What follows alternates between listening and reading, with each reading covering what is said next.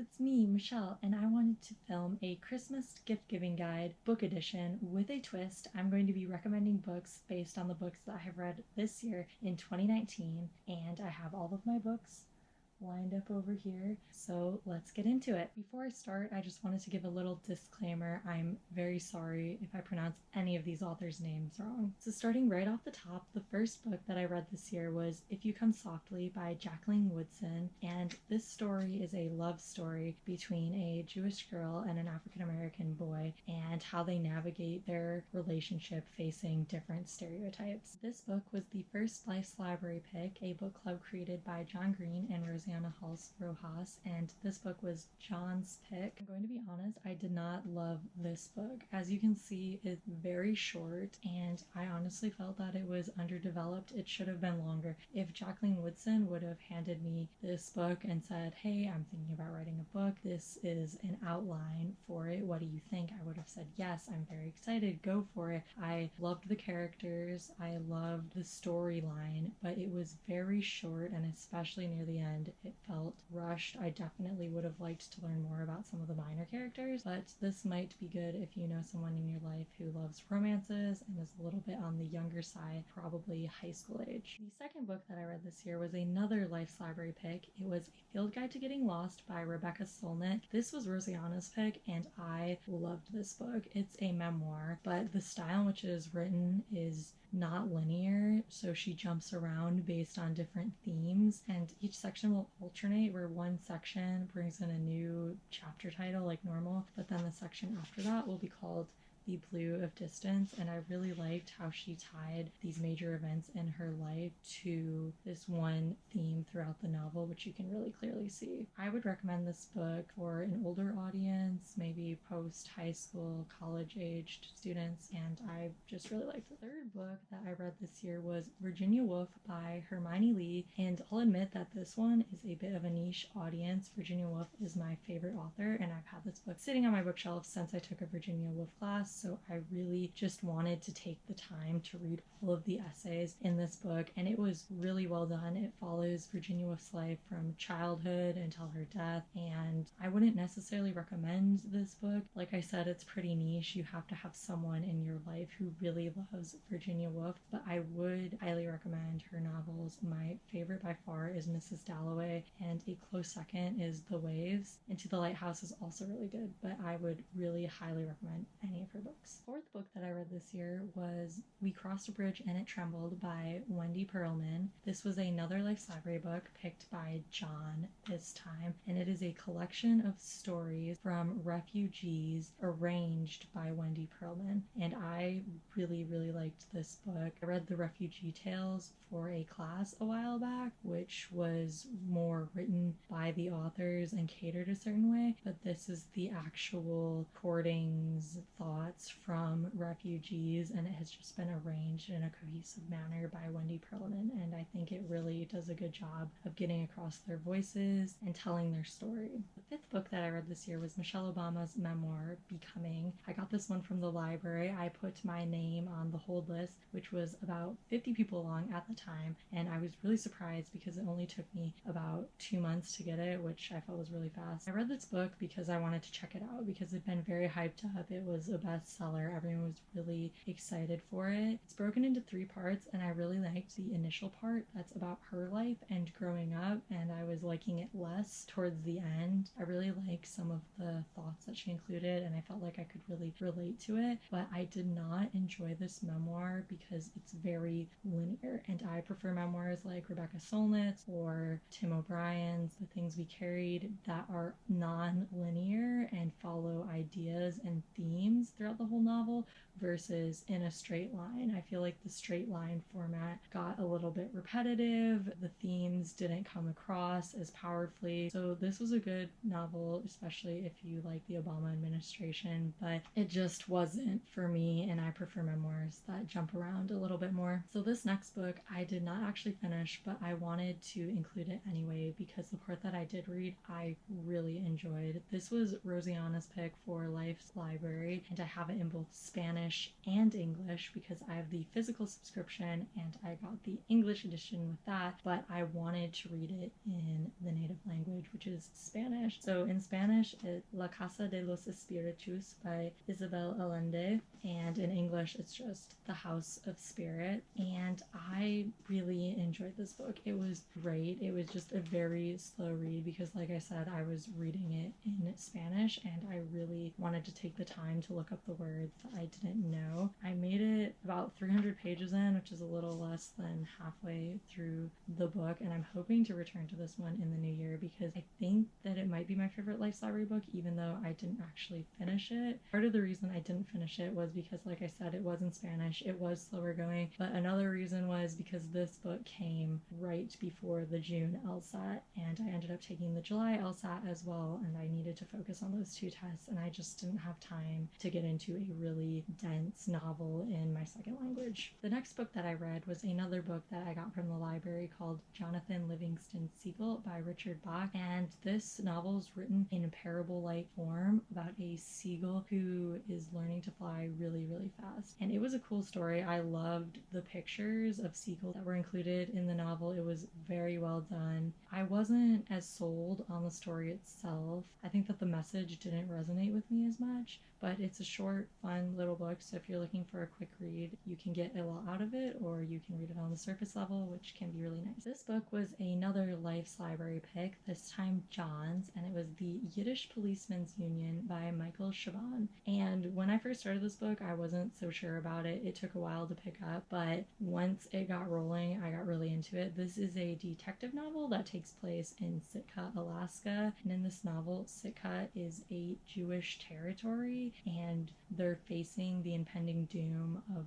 forcing all of the Jews out of Sitka. But the primary thread of the novel follows a detective who's a little bit drunk, a little bit clumsy, and he's trying to solve a murder. I would highly recommend this book for young adults and adults if they like mysteries, and just be aware that it takes a little bit for the story to get going. This next book was one that I read on my own. It's called Everything I Never Told You by Celeste Ng, and I read this book because my sister got it for her summer reading, and as you can see, she annotated it and very kindly has lent it back to me. But I'd heard a lot about Celeste Ng, and she went to the University of Michigan, so I really wanted to read this one. It is about a family dealing with the trauma of the oldest daughter's death, but it's also kind of a mystery trying to figure out how she died. And I really liked this one. I wasn't super keen on the ending. I would have liked it to be left a little bit more open-ended, but I can't say any more without spoiling the book. So I would recommend this novel for high school age, beyond. It's a great novel, just wasn't super sure about the ending. And I'm not usually a nonfiction person, but I checked out Sapiens, A Brief History of Humankind by Yuval Noah Harari from the library to fulfill the nonfiction square on my library reading program, and this book was really good. Like I said, I'm not a nonfiction person, and I'm also not a science person, but I read this book in less than a week, and I really enjoyed it. It follows the story of humans from when they first started roaming the earth all the way up to present day, and he even takes it past a little bit into the future. It was really well done, phenomenally researched, and it also has pictures, which is really cool. So I would recommend this book for anyone who likes science or history, or even if someone just wants to know more about humankind. This next one was also Rosianna's Life's Library pick. It's Stories of Your Life and Others by Ted Chiang. This novel is a collection of science fiction short stories, and I was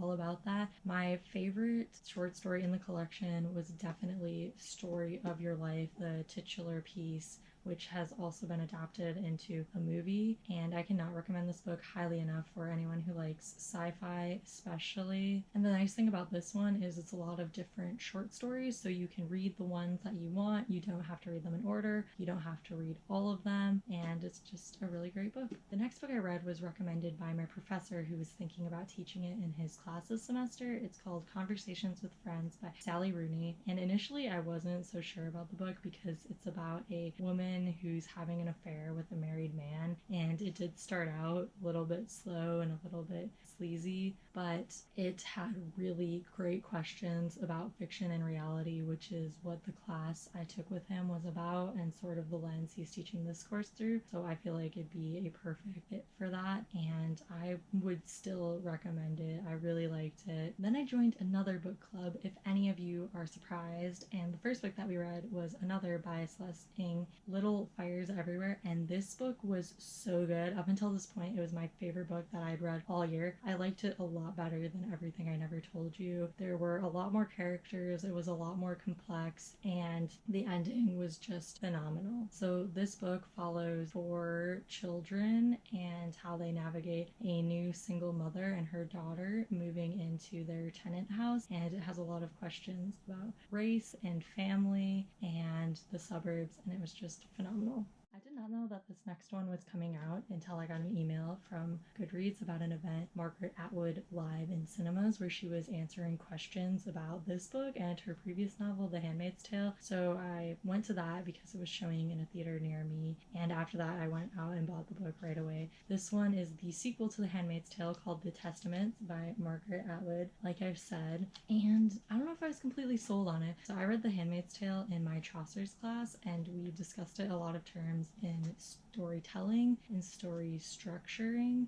and I really liked the ending and how well it resonated with the story. So I was a little bit skeptical reading the continuation of Offred's tale from the first novel, but I'd heard that it was told from 3 different perspectives, so I was okay with continuing a different story. And I actually had not watched the Hulu adaptation because I didn't want to ruin the ending of that book. So this novel is told from the perspectives of 3 different women, the first being Aunt Lydia, who was in The Handmaid's Tale, and the other 2 are a girl who's growing up outside of Gilead and one who's growing up inside of Gilead. I liked the novel starting out. I didn't like because I feel like Aunt Lydia sounded a lot like Offred did in the other book. The voice just wasn't very distinct for me, but I also haven't read that book for 2 years now, so I could be wrong. One thing that I did really like was getting Aunt Lydia's backstory and making her human. I liked getting to see that in this novel. And the other 2 girls, they felt like they were written too young. It like follows their lives as they're growing up, but basically they're telling this story after the fact. So I'd imagine they were about in their early 20s, maybe 30s while they're telling this story. And I feel like the voice doesn't reflect that added layer of storytelling. And I also didn't like that it sort of ruined the ending of The Handmaid's Tale. So if you're a Margaret Atwood fan, definitely read it and go for it. It's very well written. I tore through this book, but be aware that it does impact how The Handmaid's Tale ending sits. The second book that we read for the Little Fires Everywhere book club was Beloved by Toni Morrison, and I'm an English major, but this is one that I have not read. It follows the story of Sethi and her family and has a lot of questions about life in the South. This was a phenomenal novel. I cannot believe that I haven't read it. It is very dense, but I would highly recommend it. Technically, I didn't read this book this year, but I wanted to include it because it was John's pick for Life's Library. It is Mountains Beyond Mountains by Tracey Kidder, and I read this book as summer reading for my AP Lang class many years ago. And when I first read it, I really didn't like this book. It follows the story of Paul Farmer and his creation of Partners in Health, which helps impoverished communities get access to healthcare. And I didn't like this when I read it in high school because I had no connection to the novel, and I just wasn't into like the journey. It was a lot about him walking and traveling, and I felt like those parts were really drawn out and it didn't really appeal to me. But revisiting this book, even though I did not have time to reread the whole thing, it was really great to discuss it with Life's Library because the proceeds from our subscriptions go to help Partners in Health, and it was very cool because we did a Q&A discussion with Paul Farmer and 2 of the other founders of Partner in Health. So I would highly recommend this book and checking out Partners in Health Yale and researching just a little bit about them, because if you have that context, this book is really cool and it's a lot more powerful. Okay, I just have the dust jacket for this one because I lent this book to a friend, but this was Ninth House by Leigh Bardugo. This book was recommended to me by the Barnes & Noble's employee who hosts the Barnes & Noble book club at my local Barnes & Noble. I went to my first one after I read the Testaments because I saw the little sticker, so that was great advertising. And she'd had an advanced copy of this book and she was already like 2/3 of the way in. It was like, you guys have to read this book, and everyone really wanted me to come back, so I decided to read this book. And I will warn you that the first chapter is very graphic and Bardugo does not hold anything back, but after that one it calms down a little bit and story picks up. So this is a fantasy story and it's about different societies at Yale and written as if these societies practice magic. But I would also say that this book is a mystery and the main character is trying to solve 2 mysteries throughout this novel. I did not realize that this book is a sequel. The second book is not out yet, and I usually don't do that. I usually wait until both books in the series are out, but I'm very excited for the next one. This was a great book. I finished it in 3 days, and I have not read a book that fast in a very long time. I will caution for some of Bardugo's younger readers that this book is a little bit intense, but it doesn't mean that you can't handle it, and a lot of people in the book club were talking that there are some sensitive topics in this novel, so if you're sensitive to that, maybe just look up a brief disclaimer before you dive into the book.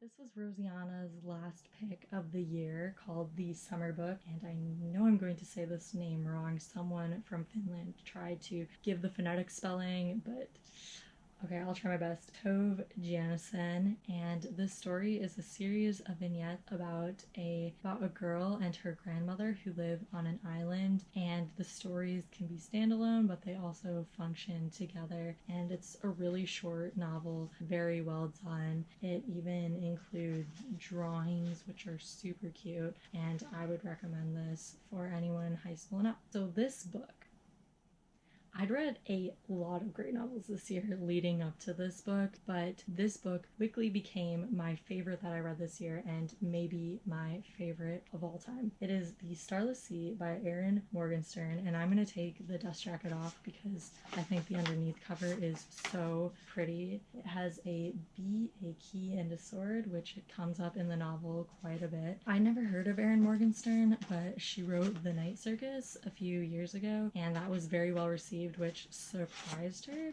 I'd never heard of it, but a lot of people in Life's Library had been recommending it, so I picked up this next book. It's another fantasy novel. I've been reading a lot of fantasy this year, which isn't something I typically do. I don't know, like I don't even know what to say about this book. It was just absolutely perfect. So the main storyline follows a boy named Zachary Ezra Rollins who is confronted with a door early in his childhood, and he decides not to open this door. He doesn't believe it's real because it's painted on a wall, and he spends the rest of his life regretting not trying this doorknob. But later in life, he finds a book and he gets a second chance at accessing this secret world. I loved this book because it feels like a whole bunch of different books in one. Follows that main storyline, but it's divided into different books, and within each book it will be, every other will be Zachary, and then the other one will be the novel that he's reading at this time, which is really cool. It also explores the concepts of reality and fiction using video games, which is something I'd never thought of before. I cannot recommend this book highly enough. I think that it would be a good fit for anyone high school age or older. I wanted to do all of these at once because they're set, but I have been reading them from June until November. It took me a while to get through them, but it is The Lord of the Rings, and I know I have not read them yet, shame on me, but the first one, The Fellowship of the Ring, the second one, The Two Towers, and the third one, The Return of the King. And this is a really nice illustrated edition, and it's illustrated by Leigh. I actually won these books my freshman year of college, and I wanted to read them, one, because I have them, and two because last year I studied abroad in Oxford and one of the classes was on Tolkien, and then I got to Oxford and everything was Tolkien. There's a Tolkien exhibit with his writings and his drawings, and his house is there where he studied, where he worked, and I really wanted to read this world that he created. I started The Fellowship of the Rings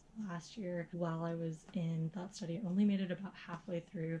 I did not really care for the first book. I'm not super big into books that are all about quests, and this book is very much a quest, but I think that The Two Towers is definitely the best part of this novel. I read this part really quickly and love that part. The Return of the King is also good, but it felt a little too happy-go-lucky for me. So yeah, I would recommend these novels if there's someone you're looking to spend a little bit more money on, if there's someone in your life who's really into Lord of the Rings, and the illustrations, I'll see if I can find one, but the illustrations are just beautiful. Here's one from The Two Towers of Pippin and Merry going through the forest. Finally getting to the bottom of the stack. This was the last Life's Libraries pick, Howl's Moving Castle by Diane Winning Jones. This was the community pick, so we had everyone recommend different books and we voted on which ones we wanted, and then we